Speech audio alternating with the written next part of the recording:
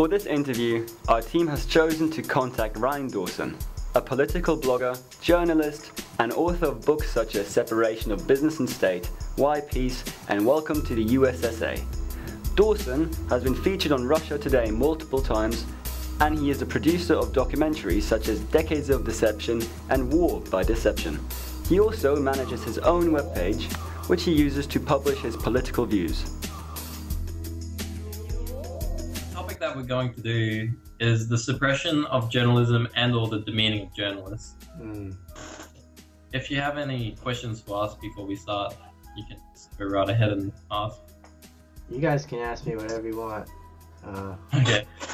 That's how I roll. I mean, that's a lot of people, you can't do that because they've got a lot of things they have to hide and a lot of things they don't want to answer.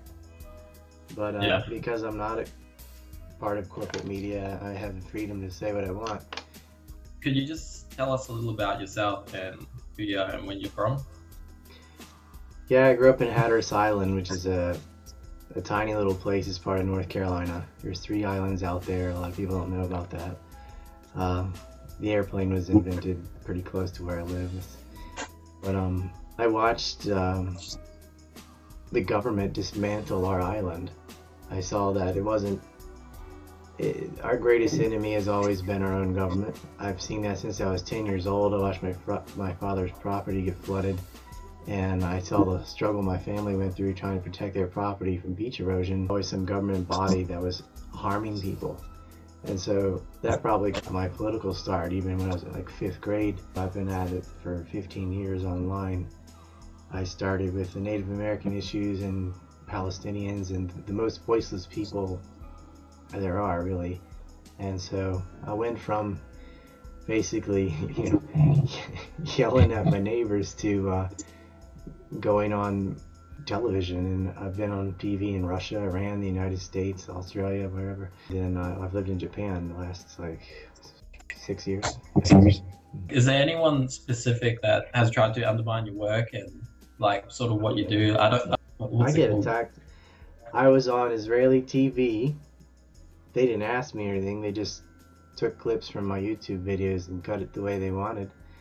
And they were very clever about it because they never actually directly accused me of anything, but what they did was they sandwiched my reports in between 2 neo-Nazis, like actual white supremacist Nazis, and which I'm absolutely opposed to, but they just sort of stuck me in like the first nut and then me and then some other nut to make it look like these guys, like I'm part of that. Without ever actually saying I was a Nazi or anything. They just let people assume it. And then this guy, Adam Holland, I don't know who he's just some diehard Zionist, anti-Russian rag. He writes for something called The Interpreter. And if you Google my name, I think it's the second thing to come up, and he called me a Holocaust denier and said what did he say? Something, was it cannibalism or rape? Something ridiculous, You actually ever received any direct threats because of your work? Yeah, I got death threats. Back in 2005, I predicted the 7/7 bombings. Lo and behold, they bombed the subways just like I thought, and I didn't have any inside knowledge or anything. I just figured there's no way they're going to talk about African debt relief.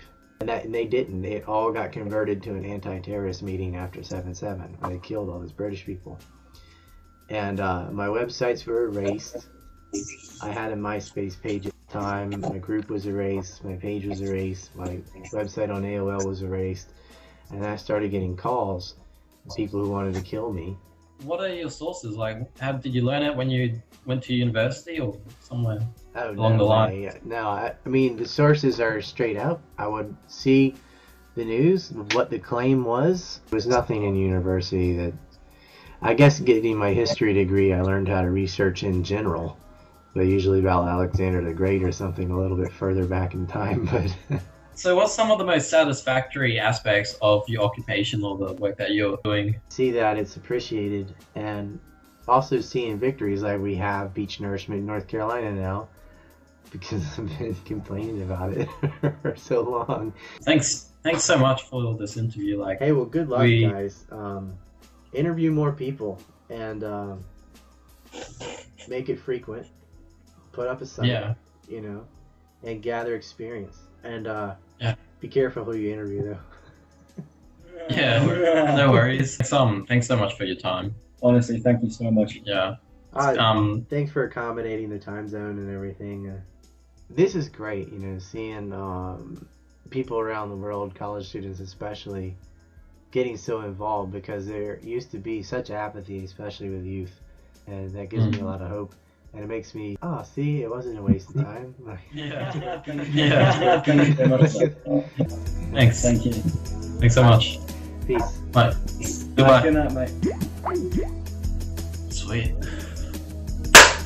We got so much information. Yeah, it's like... That guy's the best guy.